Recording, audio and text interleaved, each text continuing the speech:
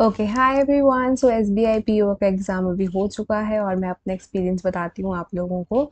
So this was my first attempt and अभी मैं PO exams target भी नहीं कर रही हूँ। मैं सिर्फ इसलिए गई थी कि मैं चेकआउट कर सकूँ कि मेरी परफॉर्मेंस अभी कैसी रहती है पीओ एग्ज़ाम में, बिकॉज़ मेरी तैयारी को अभी इतना टाइम नहीं हुआ है। So it was just my first attempt and मैं जस्ट ट्रायल के लिए दिया था। तो मैं सबसे पहले बताती हूँ कि मेरा सेकंड को फर्स्ट शिफ्ट में एग्ज़ाम था एंड मेरा 8 बजे रिपोर्टिंग टाइम था, तो मैं 6:30 वहाँ पर पहुँच गई थी बिकॉज़ मैं घर वालों के साथ ही गई थी। बट रात को मुझे नींद नहीं आई थी। एक तो I don't know why, because it was my first attempt और आई डोंट नो क्यों मुझे नींद नहीं आई एंड दैट्स व्हाई मेरा थोड़ा सिर दर्द हो रहा था और आँखें ऐसे भारी-भारी थी, बट ठीक है। तो उसके बाद 6:30 में पहुंच गई थी एंड 8 बजे रिपोर्टिंग टाइम था। जो भी था बायोमेट्रिक वगैरह वो सब कुछ हो चुका था और आधा घंटा I was just sitting idle, मैं ऐसे ही बैठी हुई थी एंड उसके बाद पेपर स्टार्ट हुआ। तो इंग्लिश में पहले बता देती हूँ मेरे कितने अटेम्प्ट्स रहे। तो मेरे 25 अटेम्प्ट्स ही रहे थे इंग्लिश में। ओके, प्रॉब्लम क्या हुई थी इंग्लिश में, देखो कि सबसे पहले तो देखो आरसी वगैरह था, तो मैंने वो स्किप कर दिया था बिकॉज मैं हमेशा बाद में करती हूँ आरसी, पहले मैं बाकी क्वेश्चंस देख लेती हूँ क्योंकि मेरा उस पर बहुत टाइम चल जाता है। तो बाद में जो बाकी क्वेश्चन थे, एक अच्छा पैराजम्बल था, पैराजम्बल भी मैंने बाद के लिए छोड़ा हुआ था। तो जो भी एरर वाले क्वेश्चंस थे वो मैंने कर लिए थे। क्वेश्चंस इतने टफ नहीं थे, इजी ही थे, मॉडरेट लेवल के थे, हो गए थे। तो एरर वाले मैंने कर लिए। उसके बाद फिलर्स वाले क्वेश्चन थे, डबल फिलर्स थे, वो मैंने कर लिए थे एंड और क्या था, ये सब था। क्लोज टेस्ट था, क्लोज टेस्ट भी मुझे सही लगा तो वो भी हो गया था, ठीक है। तो उसके बाद क्या हुआ कि मैंने लास्ट के सारे क्वेश्चंस गो थ्रू में पहुंच गई, लाइक मैं 40th क्वेश्चन तक पहुंचने के बाद मुझे ये था कि अब मुझे ऊपर वाले क्वेश्चंस पे वापस जाना है, जो भी पैराजम्बल्स थे या जो भी मेरे क्वेश्चंस रह गए थे उनको मुझे करना है, ठीक है। तो क्या हुआ कि मैं जब उसको स्क्रॉल कर रही थी, लाइक जो साइड में हमारा स्क्रोलर दिया होता है बेसिकली, है ना, कि आपको ऊपर स्क्रॉल करके फर्स्ट सेकंड थर्ड वाले क्वेश्चन तक जाना है, तो वो मेरा स्क्रॉल ही नहीं हो रहा था, पता नहीं क्यों। तो मैंने वहाँ पर एक इन्विजिलेटर थे, मैंने उनको बुलाया और बताया कि मेरा स्क्रॉल नहीं हो रहा है। उन्होंने ट्राई किया तो उनसे भी स्क्रॉल नहीं हुआ, तो उन्होंने किसी और को फिर बुलाया, कोई मैम आए और उन्होंने फिर किया, तब जाके वो स्क्रॉल हुआ। बहुत ही लाइक कॉर्नर में जाके उसको स्क्रॉल करना पड़ा तब वो स्क्रॉल हो रहा था। तो मेरा बहुत टाइम उसमें वेस्ट हो गया। और आपका माइंड क्या होता है कि एक जगह से जब वो हट जाता है तो वो वापस ट्रैक पे लाना थोड़ा सा मुश्किल हो जाता है। तो फिर मैंने क्या किया, पैराजम्बल स्टार्ट किया क्योंकि वो पैराजम्बल ऐसा था मुझे डुएबल लग रहा था, ठीक है। तो मैंने उसका फर्स्ट सेंटेंस बना लिया था और अब मैं फिगर आउट कर रही थी कि आगे की सीक्वेंस क्या होनी चाहिए, लाइक मेरे पेयर्स बन गए थे, ठीक है। बट टाइम ओवर हो गया, मैं सिर्फ उसका आई गेस एक ही अटेम्प्ट कर पाई होंगी, फर्स्ट सेंटेंस कौन सा है, बाकी मैं नहीं अटेम्प्ट कर पाई।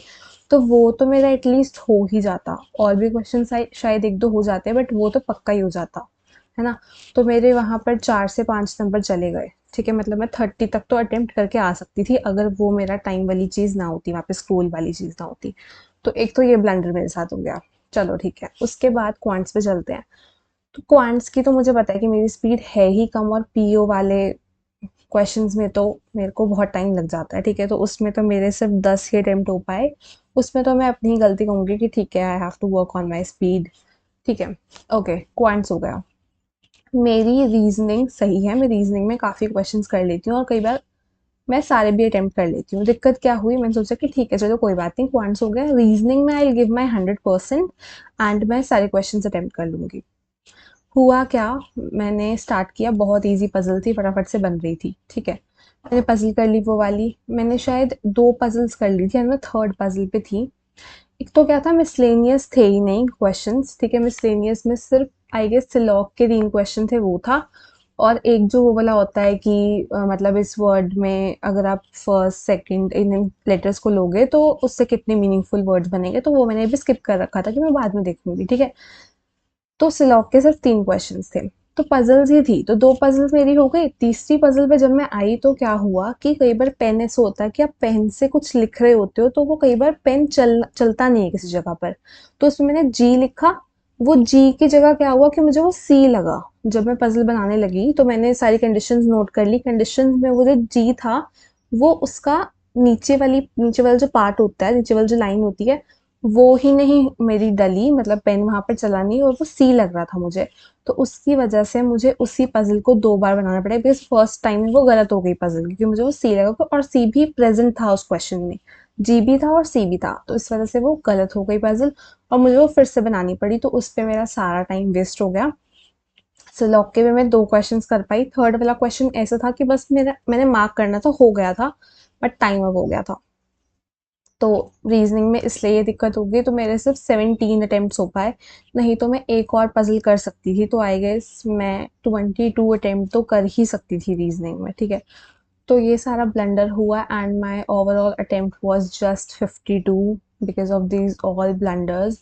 बट ठीक है, अभी मैं सिर्फ ट्रायल के लिए गई थी कि मैं कैसा परफॉर्म कर पाती हूँ, तो उस हिसाब से तो आई थिंक कि मैंने ठीक किया, क्योंकि चलो पॉइंट्स में तो मैं आई नो कि मुझे वर्क करना है, बट रीजनिंग में मुझे ऐसा नहीं था कि मैं पजल कर नहीं पा रही हूँ, मैं आराम से पजल्स कर पा रही थी और इंग्लिश भी मुझे ओके लगी। So that is it, this was my review. और आप कमेंट्स में बताओ कि अगर आपकी भी यही वाली शिफ्ट थी, लाइक 2 अगस्त को फर्स्ट शिफ्ट, या फिर कोई और भी शिफ्ट थी, तो अपनी शिफ्ट शिफ्ट कमेंट करो एंड अपने अटेम्प्ट्स कमेंट करो। Thanks for watching.